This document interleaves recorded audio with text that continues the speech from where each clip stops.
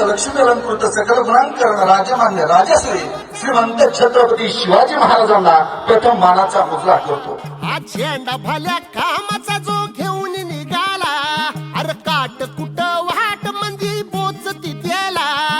रगत निघल तरी बी हसल शाबास त्याची, रगत निघल तरी बी हसल शाबास त्याची.